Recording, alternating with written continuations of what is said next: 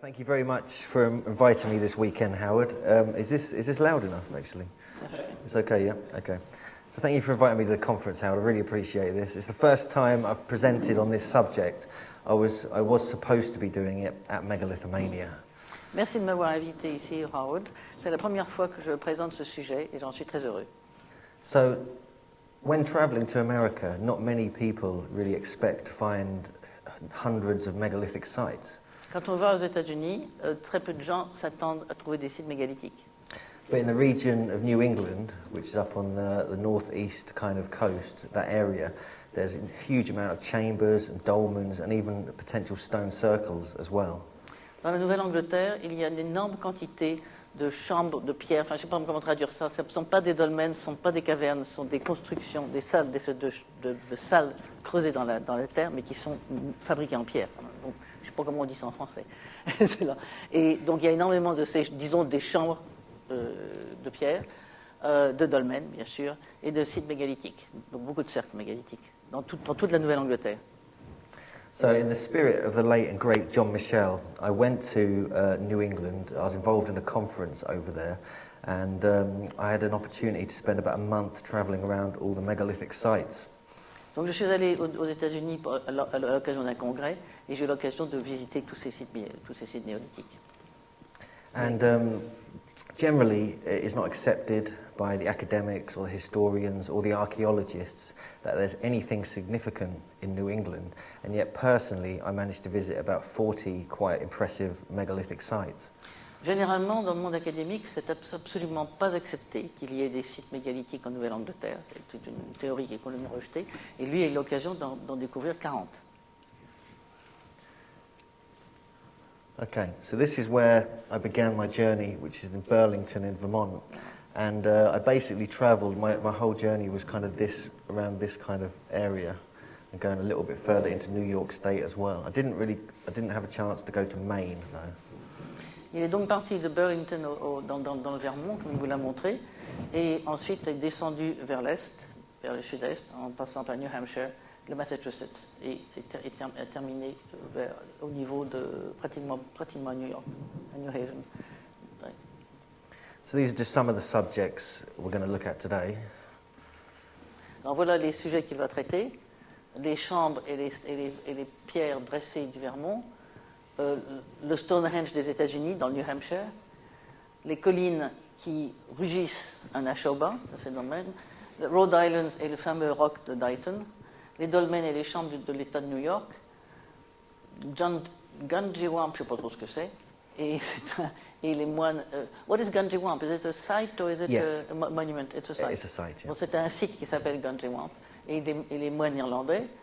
Des artefacts anormaux et les premiers explorateurs, les technologies de fertilité perdues et les états altered state, les états seconds, et les Mormons et la connexion des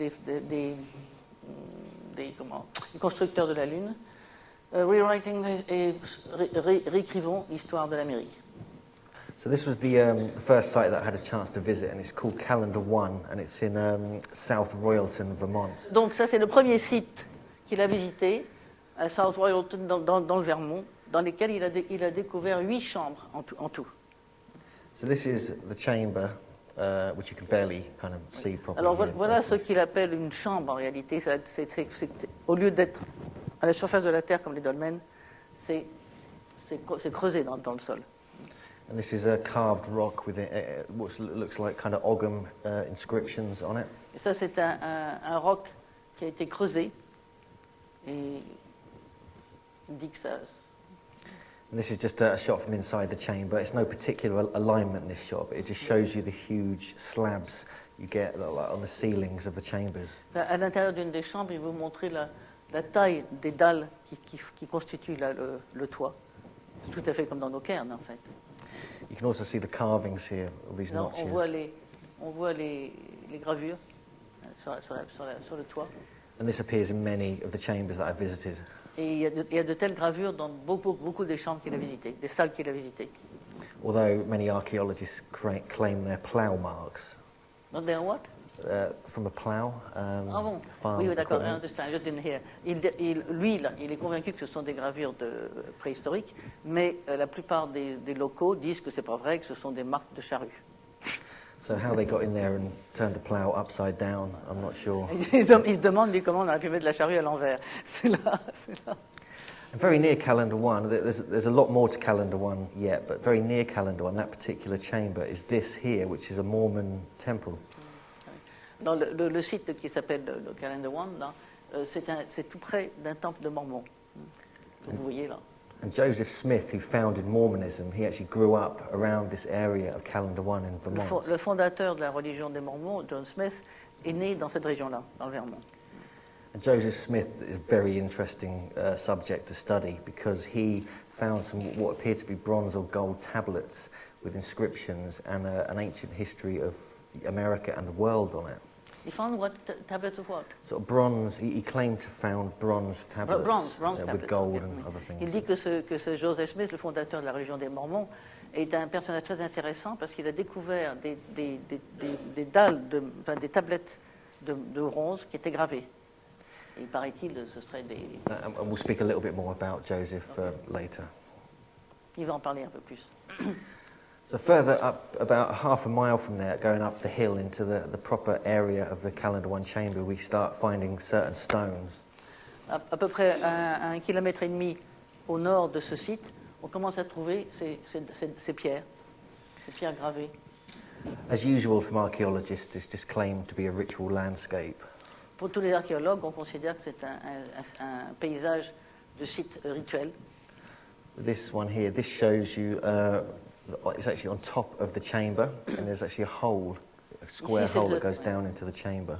Ici, c'est l'entrée d'une de ces salles, dont on voit juste le sommet au-dessus.